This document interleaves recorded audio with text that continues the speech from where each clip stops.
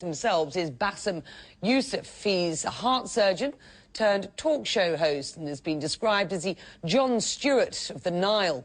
His programme emerged on the internet just last year in the wake of the uprising and became popular, if not controversial, for its satirical take on Egyptian politics and state-run media. He joined me here in the studio a little earlier to talk about this upcoming election. This is what he said. Bاسم, you're a satirist, a political satirist. Just how seriously are you taking these elections? I am taking these elections extremely, extremely serious because, you know, when you drive into the streets of Cairo right now, you look at the billboards, which, by the way, crazy, are everywhere. Instead of seeing all the ads for the fizzy drinks and for the telecommunications and for the food products, now you see presidential candidates. You open up the TV, it's like ads, really, really intense, very well made, expensive TV ads for each candidate. It is so dynamic.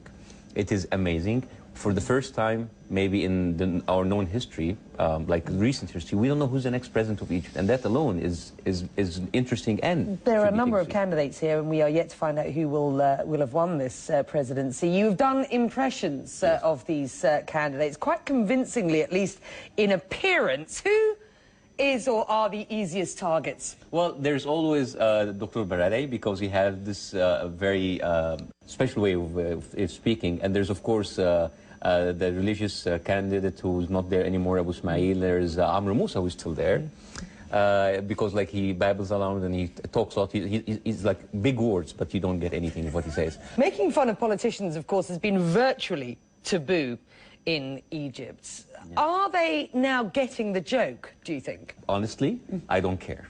Well, they have to live with it. They actually have to live with the fact that they're coming in as an employee, not as a pharaoh, not as a king. And they actually have to live with people making fun of, even if they are the best presidents in the world. Because, you know, people, when speaking about politicians, we're not going to say how good you are. It's too dull. We're just going to pinpoint the really funny stuff. Why do you think this show, or a show like yours, is resonating so much with the Egyptian audience in 2012? Well, you know, satire and sarcasm is a part of our culture, but we have a saying that, like, oh, I love you when you make fun of other people, but not me.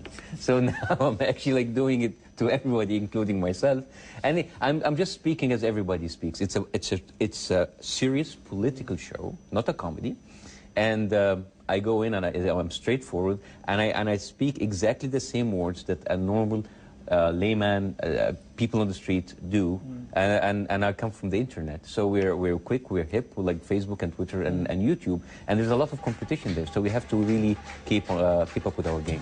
I'm sexy and I know it. Given the choice, who would you like to see running Egypt going forward?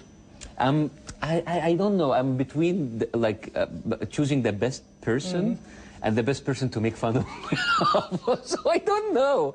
I mean, you know, remember like George W. Bush when he was there? I mean, like for 8 years, SNL and Jon Stewart had the time of their lives with that.